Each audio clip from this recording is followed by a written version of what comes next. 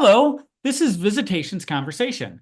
The purpose of this program is to provide inspiration for people who are aspiring to go deeper into the world of comics and entertainment.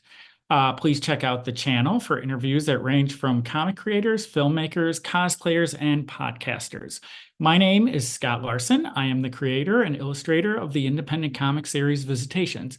Visitations is it's modern history as seen through the eyes of the residents of an old Victorian cemetery. It's part history, part superhero story, part horror. It's kind of like Indiana Jones meets the Untouchables in a graveyard. And if you would be interested in reading a digital copy of the first issue for free, please feel free to email me at visitationscomicbook, all one word, at gmail.com. I'm really excited about our guest today. Mike Carlin is a true comic legend who not only served as the editor of the Superman line of titles in the 1990s, but he's also written comics as well as helping lay out stories artistically for his illustrators. And in 2011, he became DC Entertainment's creative director of animation. He retired last year, which is why he's able to talk to us now. And he's really anxious to tell us all about his long career in the industry. So, Mike, come on. And there I am. And there you are. Magic.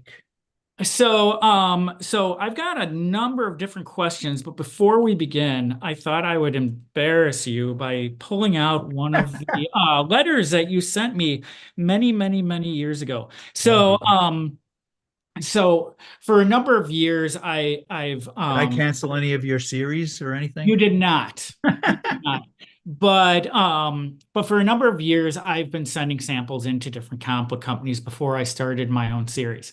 And I had two really great interactions with you. And the first one was just samples that I had sent. And you sent me back a letter and you mentioned that the storytelling looked pretty good and that I needed to tighten up my line work and that I should just keep going, basically, is what you said. And one of the reasons why that meant so much was the same day I got your letter, I got a letter from another editor at your company, and he basically told me to never bother him again. So, so yours was a lot nicer. And I want to tell you another story real quick too. So about a decade ago, I had sent Mike and some samples, and it was right before he went over to DC Entertainment and moved out to California. And one of the things that happened was he sent me this note back. And he mentioned, this and that. And you said in your note that I needed to work on my acting.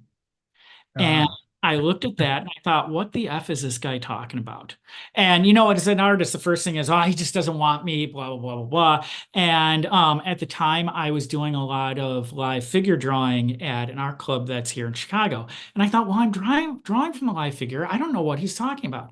And a few days later, I was on the treadmill at the gym and I'm looking up at the TVs that are there. And the sound is off on all of them. mhm. And that show Charmed was running at the time. It was like first thing in the morning. And I'm watching this. I'm like, this is really stupid. That guy's the bad guy. And this person is saying this to that. And I could tell, even though the sound was off, what was going on. And I was like, that's what he was talking about. And That, so that is it. That's it. that really helped me um, in the way I drew from that point on. And so I want to thank you for that because that meant a great deal to me. I wish I explained it better in the letter. Oh, you did fine. It was, as a creative person, the first thing is we think of our flaws and then we think everybody just thinks about us and our flaws. And so that always comes back whenever you get feedback. And it I- doesn't matter who it comes from. Is that all I said? Because sometimes when I say stuff like that, I say, look at this artist, Yes, you did. Garcia Lopez, is what I That's say. exactly what Right? you said. Yeah. And because honestly, he's not a superstar in terms of fan or sales figures or any of that stuff, but he's the creator's creator. He's Hmm. the guy that all the other artists look to, and just one page of Garcia Lopez's stuff, and you can see again, it's not even necessarily that you have to understand everything that's going on. It's just that you need to feel like it's real. So if there's people talking in the foreground and there's a guy in the background, he's leaning on a desk instead of just standing straight up and down rigid. And he's gesturing to somebody else with a coffee in his hand. And it's like, it's just, there's some, and maybe he stands with a little hunch. So maybe there's a little curve to his spine, which gives him some movement. And again, it's not anything that's, specific to any scene or story, but it's the versatilitude, the Mhm. versatilitude. What is the word? Give me that. Ver You'd have to ask someone a lot smarter than me. Oh no, it's an easy word and I can't even talk anymore. This is why I retired. Uh-huh. Can't talk. But my acting, aha. Mhm. So I've got a whole bunch of questions for you. All And righty. I want to start with your background. I want to go deep into your background. And the first thing I want to ask you is about your family. You are a very, very creative person. And I mean that in every sense, and I'll talk about it in a little bit. But you write, you draw, you oversee projects, and and I believe that there's an innate creative spirit inside of you, which is why you're able to do this. And I'm curious as to whether any family members had that, or if you would just come on it on your own. I fully invented it myself. Okay. I will say that, there were days where my father would have a funny line or he would do the callback that made me laugh. So I always appreciated humor.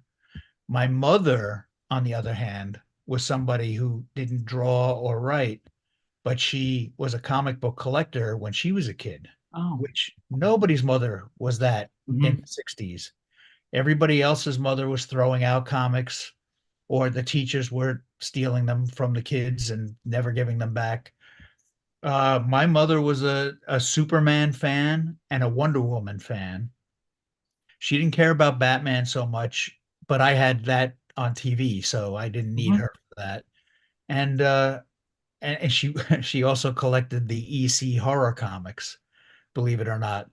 And she was big into mysteries and she always was reading. She was always encouraging stuff there, and also showing me things that she liked that were she couldn't have articulated about why she liked the Incredible Shrinking Man, but she knew that I would love it.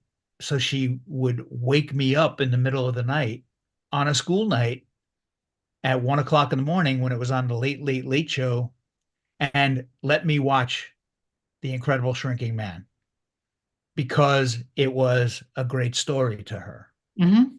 And she wouldn't have been able to say that to you, but that was there. So that was my immediate family. And then there was nobody really else doing any of this stuff. I had an uncle who was into comics, so he would bring me to comic conventions and be my chaperone, basically, when I was really young. But there was nobody else doing this kind of stuff. And if you look at my art is not the greatest, especially for superheroes or action adventure stuff or realistic stuff. But Mhm. again, I went to the High School of Art and Design, which is a school in Manhattan, a high school, and they taught all kinds of art. I did sculpture, I did, you know, Mhm. drawing, I had cartooning classes, I had animation classes, and I was actually selected to be an intern at DC in 1974.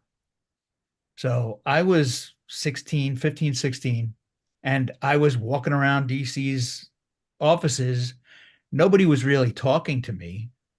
They just were using me. I was there to Xerox pages, and Julie Schwartz would give me an issue of something to photocopy, or the other editors would come through.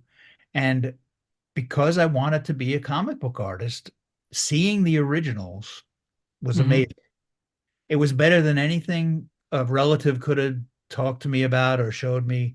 It was better than anything a teacher could have even coughed up But seeing Swamp Thing #1 by Bernie Wrightson, or seeing Walt Simonson's Manhunter pages that were coming in, or even Jack Kirby's Commandy pages. I was Xeroxing all this stuff, and it was just like, none of these guys are the same as each other, but they're all doing things I can't do Mhm. or that I don't like to do. I don't want to draw cars necessarily. I don't like the idea of having to draw a car. But when you're a comic book artist, you don't know what's going to come in the next script unless you're writing it yourself. And if you're writing stories where there are no cars, then you're limiting yourself. I've heard that John Buscema did not like drawing Mhm. buildings and cars and things like that. So that's why he wanted to be on Conan. Mhm. When that opened up, he was like, I'm done. And now I'll just draw some lions and mountains and nubile concubines or whatever they were. Uh-huh. So, I mean, but he was already established at that point, and he also could do it if he was called on to do it. I was never going to be that patient to learn all of that stuff. So I said, I'll do funny stuff. The problem with that was that there was less and less of a market for funny stuff as time went on. There was, the panel cartoons of Esquire and the New Yorker, and there was Mad Magazine, which seemed like a closed shop, Cracked, which I thought that was a fly-by-night company. Mhm. I never heard of who the publisher was. And Marvel was going to be putting out Crazy Magazine, which is why after college I called up Crazy Magazine, because there were no real regular contributors to that filled up every page. Whereas Mad, it was every page was the same guy as every issue, and they were great. So I went to the School of Visual Arts, also in New York City, which was a college. So I went right from high school into college, all talking about art, studying animation with Howard Beckerman, and studying cartooning with Harvey Kurtzman and Will Eisner. And it's like, you can't get any better than that. Okay, so I'm going to stop you right there. You've blown through almost all my questions already. Um, So so long. yeah, see you later. I have a doctor coming Stop over in by. a minute. Um, so all right, I have a ton to ask you about Will Eisner. Well, maybe not a ton, but I do have a few He had questions a about. mustache. Haha. Oh, did That, he? yeah. Okay. At that time. Uh, Sometimes it would uh, come and go. so your mom was collecting comics. Yeah. It Okay. was Did bizarre. she Her and have? her brother used to collect comics and Mad Magazine. They loved Uh-huh. that. And that kind of came from buying the EC horror comics, going right into Mad.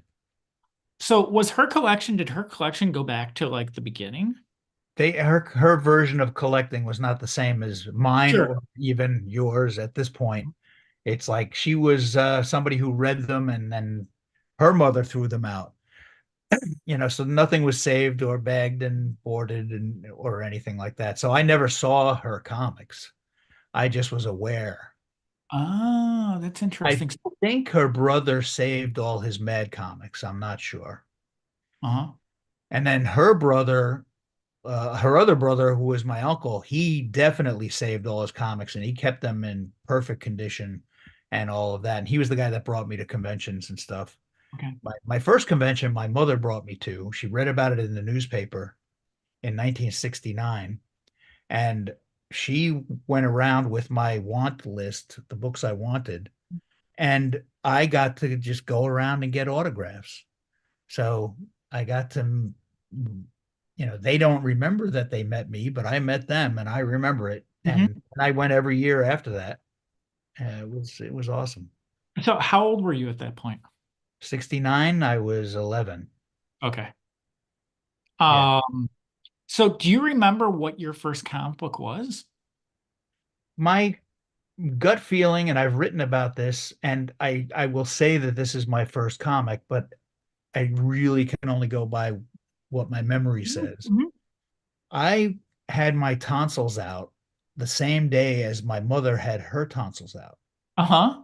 So this is the comic book connection, the tonsil connection. We had it all.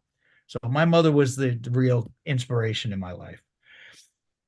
Uh, and I remember waking up on a gurney, being wheeled into her room after my operation with some Superman comics on my lap. And I believe that she had gotten them for me and told them to give them to me to read when I woke up. Hmm. And first one I like to remember was Superman Annual #1, which is a collection that showed a whole bunch of different stories of Superman. And I wrote an introduction to a reprinted facsimile edition of that at one point. So I have chosen that that's my first comic. I Hmm. have other early memories, like everybody's dead, so I can tell this story now. But my mother and father would uh, go into their bedroom for a family meeting, Hmm. and they would give my sister and I comics. And my sister got Archie comics, and my mother gave me a Daredevil comic to read, of all things. And she just grabbed whatever was on the newsstand so that the family meeting could happen without Hmm. interruption. And I remember it was Daredevil 27, 29. The cover was Daredevil being unmasked by a bunch of thugs, and they were pulling his mask off, and he had his blind man glasses on under the mask. Uh-huh. I remember thinking that that didn't make sense even then when that happened. So I have these early memories. Hmm. And then the meeting ended and my parents came out. Gotcha. So okay, so I mean, it sounds to me, honestly, that you really grew up with comics.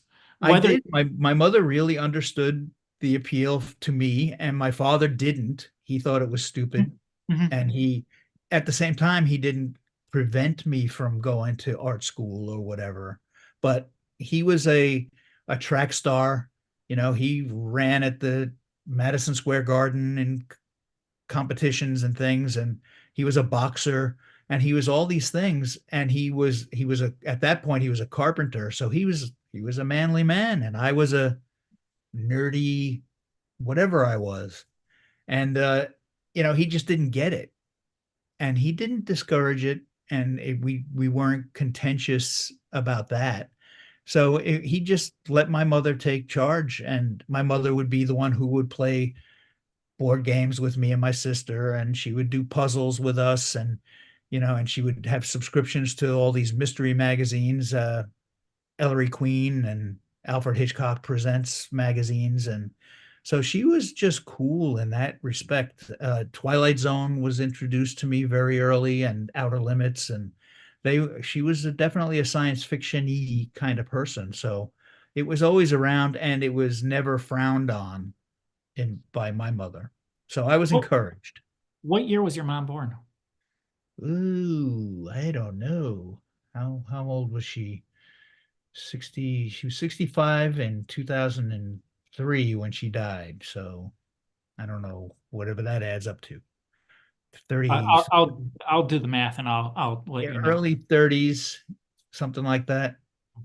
Yeah, maybe late 30s. Maybe she was came out the same time as Action #1, Uh-huh. 19, 1938. And there's my dog barking. Uh-huh. So you went to an art high school. How did you find that place? My mother, again, just Hmm. researching for me, uh, decide, deciding that again, I should be encouraged. I don't know how loud is that dog barking to No, it's you? fine. Don't worry Oh, about it. good. Anyway, so she studied up. Like there was no guidance counselor at my grammar school that sent me that way. My mother just said, "I found this school in Manhattan, and you're going to have to learn how to ride the subways by yourself." But it, Where did you live? we lived in Brooklyn, Okay. and the school was in Manhattan. Uh-huh. So, and again, it was a different times than today.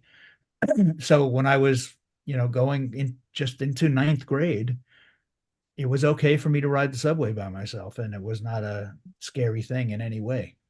Uh, but so yeah, I had to take a test to get into school. I had to bring a portfolio that they looked at, and I had to draw something live. And what it turned out to be was they told you take off your shoe and draw your shoe. And I was like, this is my sneaker. And I drew my sneaker and I got into school. So So, it was cool. I'm a good enough artist. uh-huh. Sure. Well, it's not a, you know what, some of this stuff, it's not necessarily a matter of being good enough or not. I think that, and if you don't mind me interjecting here, when it comes to creativity, there's a level, but there isn't a level. And Mhm. one of the things that I found when I went to art school, I grew up in a family of artists, and I had gone to an undergraduate before I went to American Academy of Art, and that's where I went to art school. Cool. And I was way ahead of everybody else. Uh-huh. And I'll be damned if there wasn't somebody who had never picked up a pencil before, who within 3 weeks I had to race to keep up with. Oh yeah. I think that that's just something that happens, and even now I can look at people's artwork who I would say, as an amateur, quotes amateur, but there you can always find something in it. Oh yeah. I mean, to me, eh, doing portfolio reviews once I became an editor, the, everything I learned at school and just everything that I could intuit from reading a comic, I Mhm, was able to articulate, and I was able to talk to them about, and or say something to you like work on your acting, mhm, that kind of stuff. And it's like maybe it sounds like a generalization, but it there really is a specific thing that you can figure out and learn from that. And there's always a lot. I love doing portfolio reviews. It was really fun. I have to say I didn't find many artists who were ready that day, but mhm, I'm sure I looked at a lot of people who've gotten in the business, and they just happened to pass through. Uh, there would be the tougher ones would be guys who were 45, and they were standing there with their wife and kids, and they were showing stuff, and there was nothing I could hook onto. There was mhm, nothing I could say is working. And it's like that. I don't say, hey, you stink, but mhm, I that made me sad. That was the sad part of doing the portfolios, because it was like you are way beyond where you should be mhm, trying to mhm, get in. And you probably have talents for other stuff. I get that you like this stuff, but you definitely should be changing your focus, because you're not going to make a lot of money doing mhm, mhm, mhm, and that was always tough. But it was fun to encourage people. It was fun to find something about the art. Again, storytelling is one thing, a clarity. I could do that. I could do layouts for other artists, and I did, you know, and I could That's one do, of my questions, by the way. yeah, I could do enough to tell the story. I could get the gist across.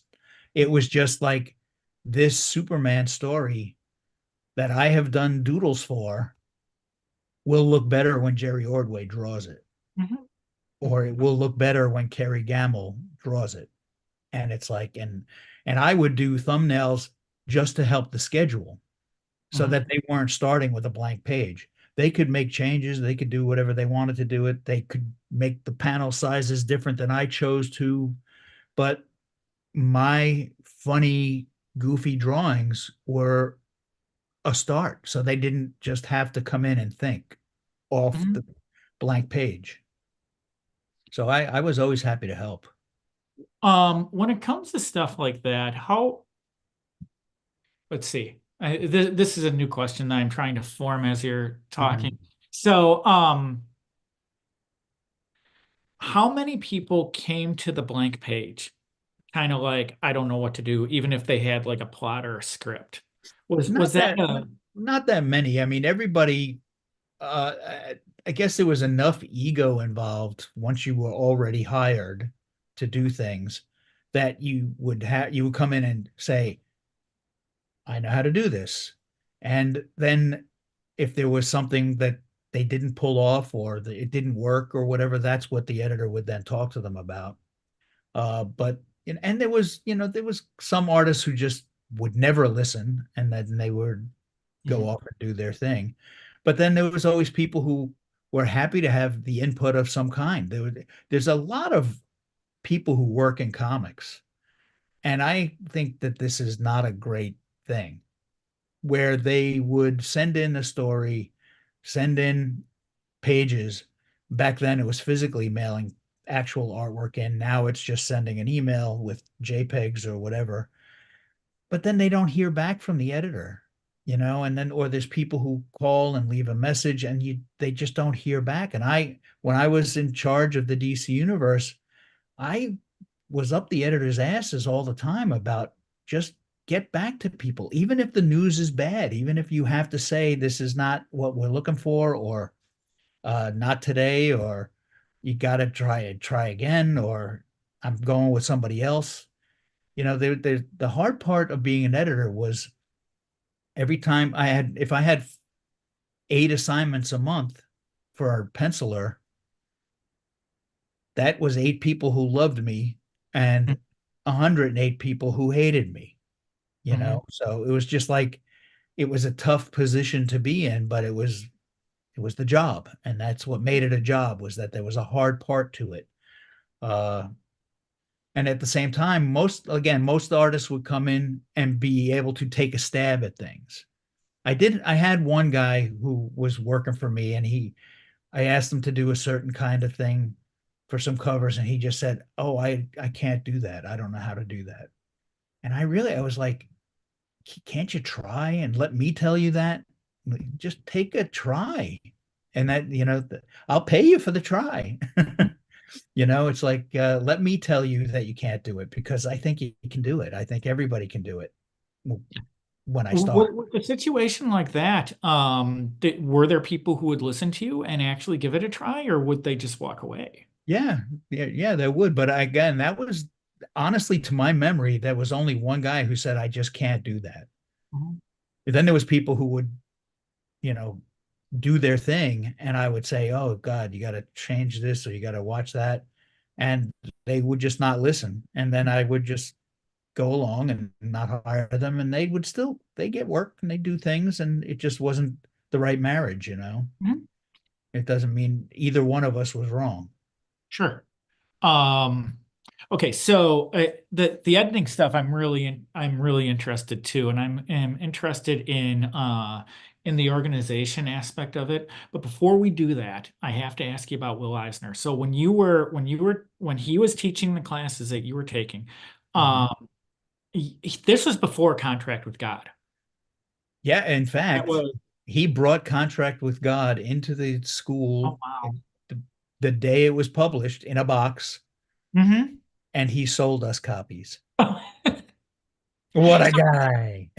So did you know that his teacher was George Bridgman? I didn't know that, but it makes sense. I It, think there's a connection. and George Bridgman also taught Norman Rockwell. So, Ah, very cool. so you have a connection to Norman Rockwell as well as. Wow.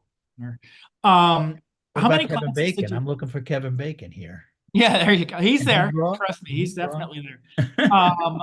So how many classes did you take with Will Eisner? I took 2 years with him, I guess. I don't know what Okay, that adds up to. so 4 semesters. And the same thing with Harvey Kurtzman. Yeah. And the thing with the Will was he was really good. He was much I will say he was technically a better teacher than Harvey. Harvey would was his class was more fun, but it Hmm. was also, if you were paying attention, you could get something out of it. But it was definitely more, if you want to make humor, you have to be having fun, kind of a thing. And he leaned more towards the humorous stuff, and Eisner leaned as far away from that as you could get. And it makes sense that Norman Rockwell was involved with the Eisner School because they both were about reflecting Hmm. the literal real world as close as possible. Will just in a cartoony way, and obviously Rockwell in a realistic way. Hmm. But he taught me a lot of things. He also had, because he knew what his own limitations were, he had a deal with Scholastic to be doing joke books that they would sell through schools and stuff like that. And he would literally hire the students in the class to write the jokes, and he would draw some of them. And he basically paid us $1 a joke. And Hmm. I made $300 one semester. And it's like, that's not a lot of money in the world of paying your rent. But for me, that was 300 jokes. That means I was Hmm. pretty funny. Hmm. So that gave me encouragement. I could go to Blimpie and get a sandwich. So Hmm. I was definitely doing all right. And then I had these books with my name in them that Eisner put out that were part of my calling card when I started going around looking for work. So he was generous in that respect. Uh, and Harvey didn't quite have those opportunities available.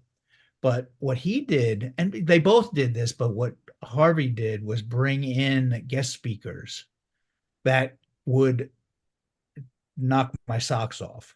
He would have literally Robert Crumb come and talk to us in Hmm. the class, and I'd be like, "Whoa, this is this is big. This is crazy." For humorous gag cartoons, Jack Ziegler, who is still my favorite cartoonist, New Yorker cartoonist, he came in to speak to us, and I thought that was great. Terry Gilliam Hmm. comes in to speak to the class. He came in twice to Harvey's class, and his connection to Harvey was that in the 60s, Harvey did a magazine called Help Magazine after Mad, and Terry Gilliam was the assistant editor on Help. And Terry Gilliam, who hopefully everybody knows, went on to Monty Python and then become a Hmm. director of his own renown. But they did a photo fumetti story, which was a gag story about a guy who falls in love with his daughter's Barbie doll. Uh-huh. And the guy they hired was a guy that Terry Gilliam saw in an off-Broadway show, and it was John Cleese. So John Cleese from Monty Python, he was in America doing these shows, and then he went back to England. And Terry Gilliam, when he was wanting to dodge the draft, said, "I'll go to England." And then when he got there, he was like, "Hey, I need a job. Anybody? John Cleese, you're somebody I know from one day of work." And Cleese hooked him up with the rest of the Pythons on a kid show that they were doing. And he did animations for that before Monty Python. So, he owed he owed Harvey a debt that you could feel. You could tell that he really he loved Harvey so much that he actually came and spoke at his memorial. DC would put together memorials when the big contributors to comics would pass away. I don't think that happens anymore. That was probably Paul Levitz's doing more than anybody's. But Terry Gilliam came to this. He flew in from wherever the heck Terry Gilliam lives these days, and he came in and talked at Harvey's memorial, and it was awesome. And it was just like, this is important. And again, these were just guest speakers. And for me, Gilliam came in and spoke, and I was already a fan of Monty Python. Hmm. And he showed me his sketchbook, literally stood next to me and showed me his sketchbook with doodles and things in it. And I went home and I bought a sketchbook and I started doing anything. I just would doodle something. I would draw gags. I would write notes. And when I showed my portfolio to Larry Hama at Crazy Magazine when I got out of college, I showed him all the stuff I had written and drawn with the jokes. And he goes, "You got anything else?" I said, "Well, not really. I just have these sketchbooks." And I showed him the sketchbooks that I did. And he goes, this is what I want. I just want you to do a page of your jokes. Mhm. And I walked out of this first interview right out of college where I had my own page in Crazy Magazine called Mike Carlin's Page O Stuff. And it was just the gags from my sketchbook. Wow. It's literally directly linked to Terry Gilliam coming in and speaking at Harvey Kurtzman's class. Mhm. So it's like as long as you had your eyes open, you could get something out of these classes. Mhm. I have since personally gone and spoke at people's classes, teachers, classes, and I come out of the class and I'm like, was my class really not paying this much attention? Because they just didn't care. Now I admit that I'm not Terry Gilliam, but I was a guy who maybe could have hired them for something if they were Sure. paying attention. What But year was that? and For it you? would never fail that the person who really was hanging on every word I said was probably the weakest artist in the class, Uh-huh. unfortunately. But they wanted it more than anybody else, and it was just funny. And I know we were cutting up in Harvey's class. I don't think Will would put up with that kind of shenanigans as much. But in Harvey's class, it was pretty raucous. But it was a class full of people. I was part of it. Drew Friedman, who has gone on to become a great illustrator. Uh, uh, Mark Newgarden, these guys who do great comics, they were all in my class, and we were all goofing around, but we were all getting it. We were Mhm. all understanding it. And if you look up Drew Friedman and Mark Newgarden, you're going to say, "Oh, wow, they're pretty with it." And I was definitely, I was the guy who was slumming it by going into the mainstream superhero comics. Uh-huh. But that's okay. I still made a living. That's all I wanted to do was make a living. And I made a living until I could retire. So that it all worked out perfect. And all the pieces were literally linked and connected to each other. Mhm. Mhm. Real quick, so when you would go into people's classes and talk, when was this? Was this like the 90s? Was it Yeah, the that would 2000s? have been the 90s. Although I guess I went to the High School of Art and Design with some other guys from Marvel back in the early Uh-huh. 80s. But that was kind of like a big team up and we all went. Sure. But I spoke at several classes in the 90s. Yeah. Um, that's interesting. I mean, your comment was interesting, and I can tell you about why I thought so later on. But I want to make sure that we continue talking because I don't know how limited your time is. Well, like I Um, said, I can always do, yeah, part two I of this, or if you I want. I I love to do that because I'm finding this conversation absolutely fascinating. Oh, And maybe I well, shouldn't have it's quit. interesting. Well, how's that? Maybe I shouldn't have quit. Maybe you shouldn't have. Well, I guess I'll say that one of the things that happens when you're dealing with people of a certain age, and I don't think it matters what decade you're living in, Yeah. they tend to not pay attention, or they're paying attention and you don't even realize it. Yeah.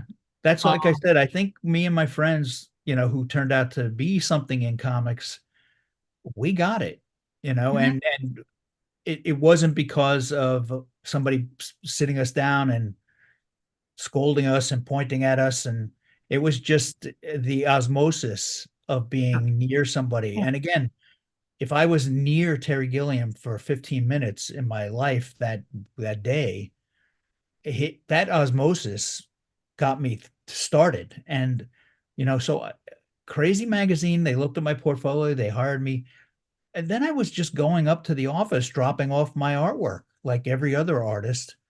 And one day, Larry Hama said, "Hey, do you want to be an assistant editor?"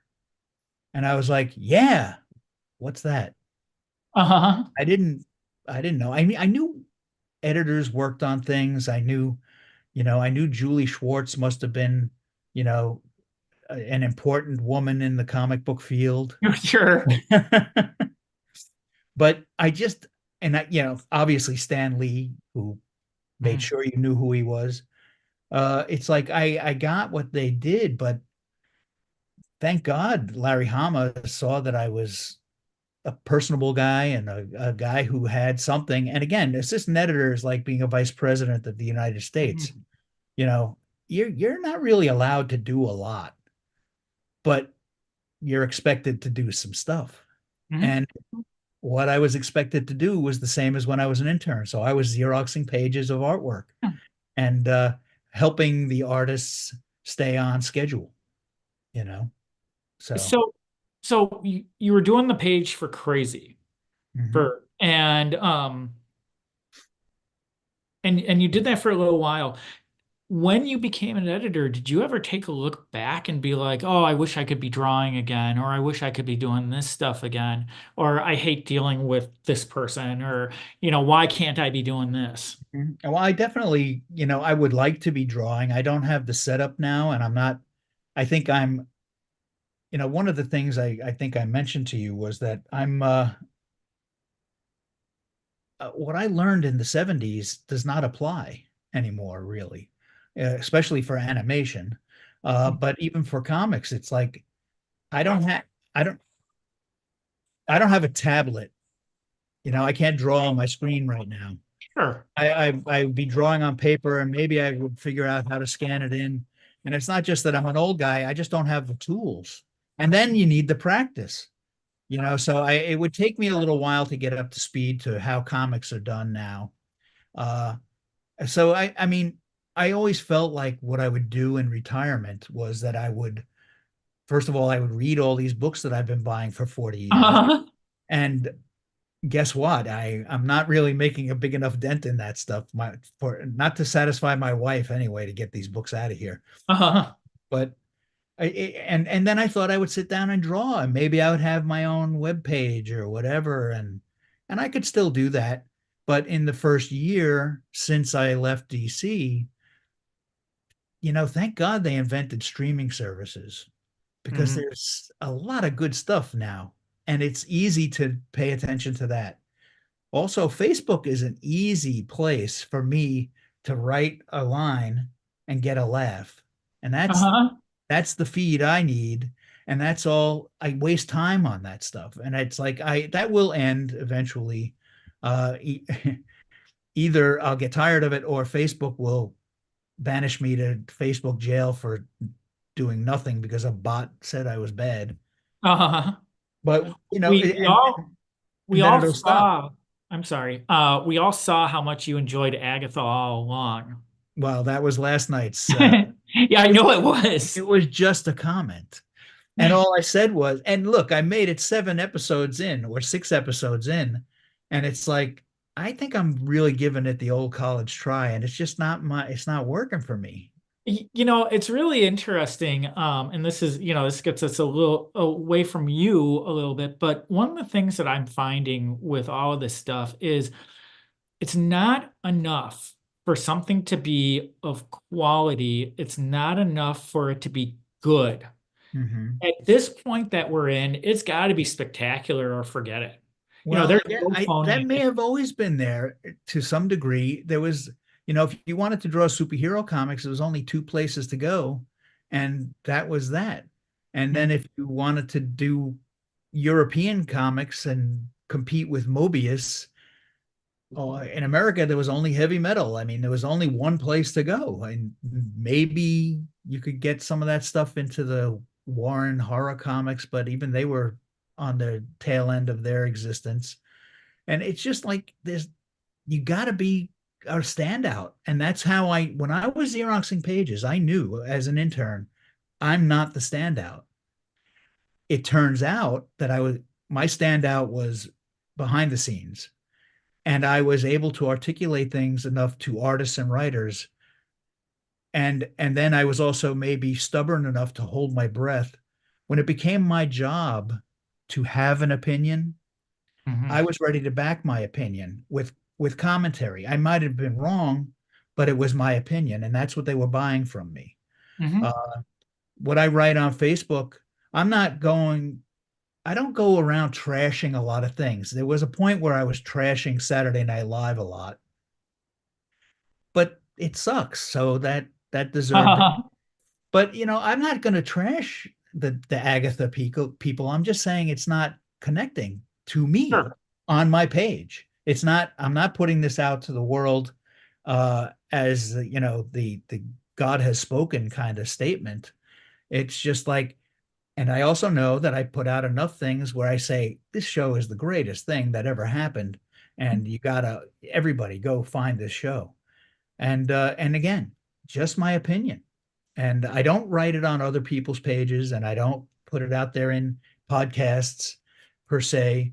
Uh, and as far as Saturday Night Live goes, I know they've had their dry spells before, in my opinion, and they'll come out of it, and I'm going to be there when they do. That's my thing, because I was there day one, and I was a groupie. I slept on the standby line to get tickets to go to the dress rehearsals and the second, third, and fourth seasons. So I wasn't important to the mix, but I was part of the mix in a weird way. And it's my thing. It's my thing that I care about. And I care that it's not as good as it should be. And I care that there's so many people on their acting staff that nobody even gets a chance to shine except one person Mhm. every year or every 5 years. It's like they don't give room to enough people. And when the show started, it was only 7 people, but you had to shine. To go back Mhm. to what Mhm. you Mhm. said, you had to be the best. Well, one of the things, and this is a little bit off the subject, we've got so in my neighborhood, they opened up three taquerias within a half a block. And the first one that opened was okay. Hmm. Second one that opened was good, and the third one that opened was phenomenal. Hmm. And as it turns out, the one that was good, which was closest to us, burnt down. But Oh, we were already going to the one that was phenomenal, right. and the one that was just okay is gone now. Yeah. And so when I take a look at all, we're getting bombarded with a lot of content right Yeah. now, and it happens in comics too. And after a while, it's like, well, why am I looking at this when I could be looking at that? Right. Well, that's the thing. It's like these hours and hours and hours of your life can be spent on things that you would enjoy more. Sure. And and again, I can tell you why I don't like things. I can tell you where something went off the rails. Again, for me, that's one of the weird thing about being a comic reader and a TV watcher from the 60s on. I would watch things and I would read a comic book. It never occurred to me that it could have been different. I was always like, this is what they published. Mhm. This is what this issue is supposed to be. It didn't occur to me that the editor and the writer could have gone down a different path. I don't know why I didn't think of that, but even Mhm. as I wanted to get in as an artist and I started to meet the people in the business and I started to see how things were done. And then when I got to be an assistant editor and I saw the stuff that my editor was Mark Grunwald, Mhm. and the stuff I saw where he would just say, "No, that's not good enough. That doesn't work." I would be like, "You can do that? That Uh-huh. Uh-huh. that's crazy." And then I got to be a guy who, again, if you tell me I'm to be the shepherd of Superman, I have an opinion about how Superman should be. And I'm the guy who says everyone who says Superman is hard to write is wrong. I think Superman is easy to write, but you got to go in the right way. And Mhm. you got to find the angle and you got to exploit that angle. And I'm doing like podcasts and things now. A lot of people come on your show, I'm sure, to sell something. Right at the beginning, you were selling something. Mhm. But that's what it makes sense. I don't have anything to sell except that just this month, something called the Superman Triangle Years Volume One Mhm. Omnibus came out. I'm not going to make a penny off of this thing. But 30 years later, they're they're really presenting the stuff that I worked on as if it was museum material. And it's like, that's pretty cool. And I think that that's important. And I think that's great. And I have an opinion about why it's good. I can tell you why Frank Miller's Dark Knight Returns is a great thing, but I can also tell you why that's not Superman to me. Hmm. Hmm. Hmm. And that's cool. The thing is, there's room for variety. And one of the things you do learn is that, especially in there's room for style. I mean, when comics were going in the 50s and even into the 60s, I think DC lost ground because they had a house style and they wanted Jack Kirby's Superman faces to look like Kurt Swan Superman faces or Murphy Anderson. And it's like, I think that's a mistake. And I think that readers are sophisticated enough that they can tell what a different style is. They can tell that one actor can play Sherlock Holmes and another actor can play Sherlock Holmes. And another actor can play Sherlock Holmes, and somebody can play it for laughs, and somebody can play it for super serious, and somebody can come up with a new angle. It's like there's room for style. Now, Hmm. and when we did this Superman books, and then I put the triangle number on the covers because I couldn't keep track of what stories fit where. And it was a selfish thing. I put it on there for me, and it turned out to work for everybody. And that was great. But we had four different books coming out that had no style, no house style to them.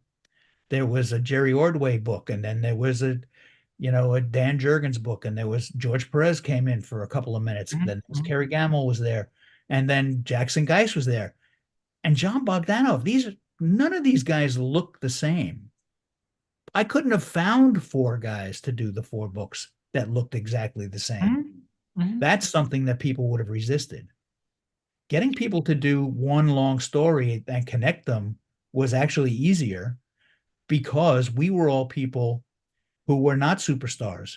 None of these guys were, they weren't Frank Miller.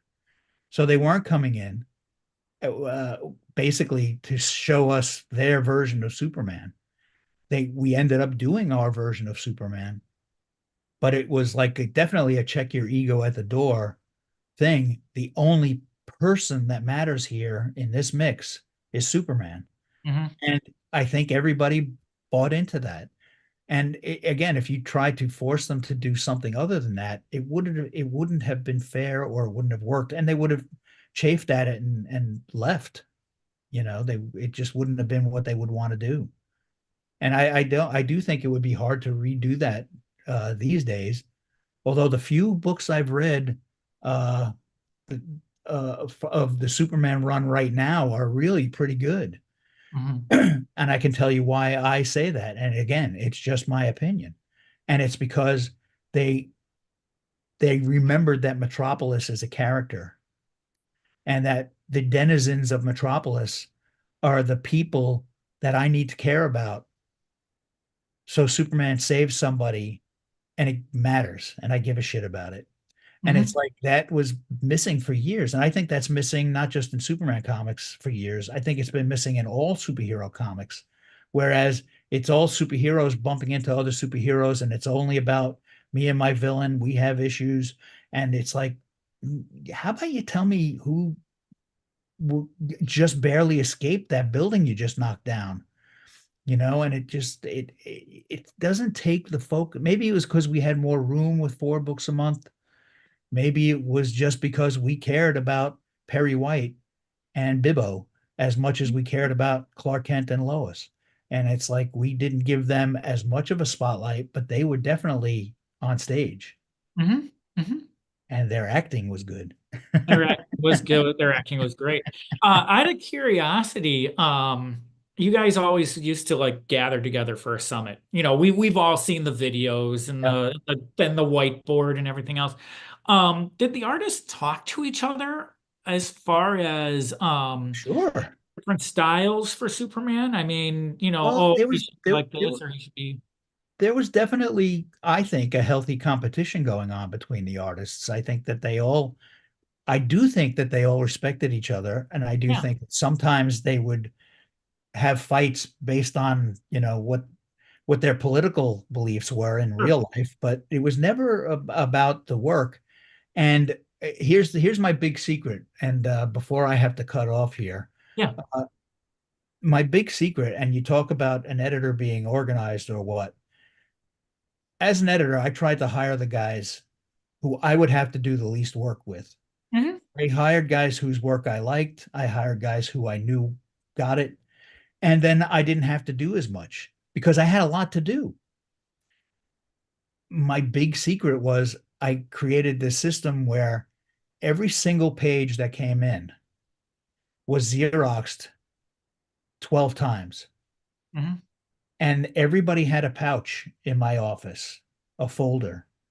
And every Friday, I would send a folder out to everybody on the team that was delivered on Saturday from FedEx. And they saw what the other guys were doing. They saw that Dan Jurgens was drawing a lot of pages. So John Bogdanov said, "Oh boy, I'm pretty slow. I better go a little faster." And Hmm. I mean, I don't know if he actually said that out loud, but it was a secret thing going on in his Hmm. body that made him compete. And it's like, and they also could see what the other guys were up to. So they could either mooch off of each other or say, I'm going to do that better. And it was really it seemed so simple to me because it was all designed to just make my day easier. I didn't have to explain something to everybody. I didn't have to say, here's why Jimmy's wearing a Grateful Dead t-shirt at the end of the story and not a bow tie for once in his life. It's just it's there and you can see where that issue ends and where yours starts, and then you can put Jimmy in that same shirt. Another secret was to have one colorist on everything. Glenn Oh. Whitmore, who did a great job, and he did a great job for me because I didn't have to keep track of what color car Clark was taking to work. Why did he get in a car anyway? It makes no sense. But so he knew the color of the car every one issue to the next, Mhm. even with different artists doing the stuff. So it was really all about making my day easier so I could do other things because I had more than just the Superman books to do. I always had some side things Mhm. Mhm. going on, and it was just like, and again, I didn't mind any of that, but I kind of asked people to help me do my job, which everybody did willingly. And again, they had a beautiful sense of cooperation and competition because of that. And it was like that was the meeting that we would have every year, extended to a weekly package that will come in your pouch. So Mhm. the pencilers, Dan Jurgens was a writer and a penciler. So that penciler was always talking. But Bogdanov was always talking too. And Tom Grummett always had an idea here and there. And it's like they were in the midst of it. And it was important to me to have the inkers there. They didn't contribute as much. Brett Breeding contributed a lot, but that Mhm. was just his way to be there. And Glenn Whitmore, the colorist, was there. He did not need to be at that meeting where we were figuring out stories, but it was good that he was there because he felt like he was part of something that mattered because Mhm. the Mhm. team was there. And it really was, we were like a baseball team and everybody, Glenn didn't get to, you know, uh, uh, I don't know anything about baseball to do an analogy. He'd never get out of the bullpen. But he just was still part of the team. And then one day he said, or several days he would say, let's do a story called Superman Red and Superman Blue. Uh-huh. It was based on the old Mhm. story, the old imaginary tale. And he was the colorist. So of course he would want a blue Mhm. Superman and a red Superman. And one day it clicked with everybody. And that was the story we did. And I'll tell boy, did the fans hate that. They did not like that story. And now come 25 to 30 Uh-huh. years later, and they're begging us to do an animated movie of it. And Uh-huh. there are pages on Facebook that's all they want to talk about. And it's like, oh, right, we were right, but we were just 25 years early. Well, you're dealing with fans, and I think that's part of the issue in a way where everybody, you mentioned it earlier, everyone's got an opinion on something, and Yeah. that's all it is. The other thing too, though, Well, I got paid for my opinion, and that was the sure you did, difference. sure you did. And thank God there was no internet when we were doing things like the death of Superman. A few years ago, I sold my entire comic book collection, and it was out the door for 5 minutes, and I was like, I just sold my Why did I best. do that? I did the same thing. So I started recollecting Oh, and I had a main focus. Amazing Spider-Man was my main focus because I had had the whole thing. And I'm like, uh-huh. okay, I'm gonna recompile this and then we'll see where I go from there. Oh And I'm boy. getting close to being done with that. And it's like, well, what am I gonna do? It's like, oh, there's a million Superman books. You start with 1986 and you don't need to talk about anything before that. And then you just go on from there. And so I'll go to a comic shop and they'll have their bargain bins. Yeah, the And dollar bin. yeah, it's $1 now.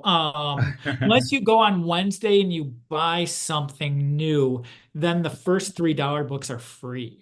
Ooh, So yeah. that's So not um bad. so I've been going through those boxes and I've been like just pulling the Supermans out and not worrying so much about what they are, just so long as they fit in that time period. And so I didn't read the Superman Red and Blue when it came out. And I Mm. think that that was a funny time in comics too. That's when everything was kind of like fraying a little bit, I think is Yeah. the best way to put it. And the stuff I really liked was the Exiled stuff right Mhm. after John Byrne left. I thought Me that was too. fantastic. And Well, we needed to make that fantastic because with Byrne leaving, that could have been an easy jump off point for right. way lot of fans. And And I won't say we were scared of it, but we definitely were aware of it. mhm, And and that was when the books started linking together a right. lot more. Byrne linked them together a little, but that's when they really got tighter and tighter and tighter. And it was also at that point it was only two books. So it was Mhm. easy. But that was fun for us. We liked that one. Oh, that was, I'll tell you, he left the book, and I'm a huge John Byrne fan. Me Uh, too. I liked his Marvel stuff better than his DC stuff, but I like Alex Ross's DC stuff better than his Marvel stuff. Some Ah, people are suited better to different companies. Um, but when Byrne left the books got better and they got way better. And I liked his stuff. That he was my introduction to Superman. But I think that first year or two after he left, I thought that was just phenomenal. And so as I've been buying these back issues, I've gotten stuff from mm, like 96 and 97, when right, everything was kind of 98. And I'm reading this stuff and it's not in order or anything, right. but it's easy enough to follow to where you can pick up what's going on. Yeah. And it's like this stuff reminds me of the Exiled stuff. I mean, it's the same feel, it's the same flavor. So he's got like long hair. Okay, well, I can deal with that. Uh, Uh, I've said a million times, if all you care about is how long his hair is, or if he's got underpants on the outside, uh, then you're not reading a Superman comic. That's not what the story is about. sure. And you're getting it, you're missing it. Well, that's a subliminal. That's Yeah. a subliminal thing, though. How much more time do you have? Well, I don't know. We might want Okay. to cut it in 5 minutes because the Okay, doorbell that's might not. ring. Yeah, that sounds great because And we can do more. I would love to do Look, if that. nobody watches this, I will understand that you never call me back. You know what? I don't look at the views, and what I'm finding with some of this, because I started this during the pandemic. Yeah, And I had mentioned at the beginning that I'm self-publishing my own book. yeah, And it was a way for me to provide inspiration for myself more than anything else. that's good. And and it's just, it's one of those things where you start to hear these stories about how people got started. Hmm. And I think I had no clue about your mom. And I think that Yeah. that is such an essential piece of the puzzle for your career. You didn't just come out of nowhere. And Well, I and think there are more moms reading comics now than there were when I was a kid. oh yeah, definitely. The Vertigo comics had a much bigger female readership, and just that all the independent stuff is there's so much more stuff made for people of any genre, and it's like it wasn't like that. Girls got Archie comics. That was it. And Well, boys got superheroes. the thing that I find when I take my stuff around to conventions is I have more female fans than male fans. Ah, cool. And there's lots of reasons for that, but the fact of the matter is, and you mentioned it earlier, and I wanted to rebut something that you had said, not Yeah, necessarily a rebuttal, but kind of sure. an examination, where you had said, things are different now, it's harder to understand and everything. And you interned at DC in 1974. My guess is you did not, that was the year that Bill Finger had died. So I don't, my guess is Oh, you never talked to him. no, never talked to But him. I guarantee when you did speak to Siegel and Schuster, they probably said the same thing to you. I guess the one thing that Siegel said to us, we did have a big dinner with him, Yeah. and if you search my Facebook page, there's pictures from that. But he it was during the death of Superman. He recognized all the writers and artists from their appearances on QVC selling Uh-huh. autographed comics, which he was doing as well at that time. I have a Death of Superman signed by him. And Mhm. it's like the he said, and I knew I knew he had done a Death of Superman story in the 60s, and it's like, and it was done in one, and it was one issue, and he died and he came back by the end of the story, and it was an imaginary story. But it was like he came to me and he said, "You're doing great. I know you have to shake it up every now and then. You have to do something that shocks people. And this is great." And I was like, "Don't talk anymore. Mhm. That'll hold me." And that has kept me going my whole career. Sure. And it's like that was amazing.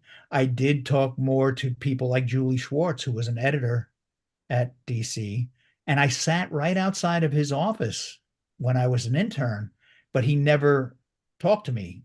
I don't even think he waved at me, but he would come out every day and pour hot water into his cup of noodles, and that Mhm. was his lunch, and he'd go right back in. And I could hear him plotting stories with Carrie Bates and Elliot Maggin. And I heard him coaxing them, and I heard them pitching and Mhm. just Mhm. trying anything to get him to go along with it. And then later on, I was on staff and I was editing Superman comics, and I would say to him, "Hey, Julie," he would still come around, and I said, "Julie, what do you think of what we're doing?" He goes, "I'm not going to read it. I don't read it. I think I'm off the books. I shouldn't read it because it will either upset me or I shouldn't be influencing it anymore. It should be the next guy's turn." And I was like, Mhm. I have always felt that way, that Mhm. it's okay for it to be the next guy's turn. I never felt that possessive about it. When I was being paid to be the Superman editor, I was pretty possessive about it. And I had a lot of fights with people. Uh-huh. But it was also like just something that I could, you know, I couldn't believe that he felt the same way, but I totally understood it. And I said, "Can't you give me any advice?" He goes, "The Gillette Mach 5 gives me the closest shave I've ever gotten." And that was the advice I got from Julie Schwartz. Uh-huh. And he was right. So I think I need to end on that, unfortunately. Okay, that sounds great. I just got a note here from my visitation people. So Okay. Well, awesome to talk to you. I'm sorry we had to cut it. oh, no problem. This is going to be up in a couple hours, and for anyone who is watching, the Superman Triangle books are the omnibus is coming out, and we will do this again. I'd love to talk to you again. I'm happy to do this anytime except when my You visiting can't. doctors are coming. No That's problem. the other thing about retirement. It's like there's a lot of TV to watch, but there's also a lot of doctor appointments. So Uh, thank you so much, and I look Sure. forward to more. That sounds great. Thanks so much. I do think you come at this with a different angle, which is awesome. because Oh, you fun. you you want to learn some stuff other than hear some stuff, and I Yeah, think that matters. And a lot of podcasts want to hear the same sound bites over and over and sure, over. sure. So, Well, I will keep that in mind. And yeah, I've got like a million other questions for you. all So, right. Well, and you know well, now how to get a close shave and I too. do. And Generations passing it down. sounds terrific. All right, man. Thanks a lot. Thanks so much. Take care. Bye.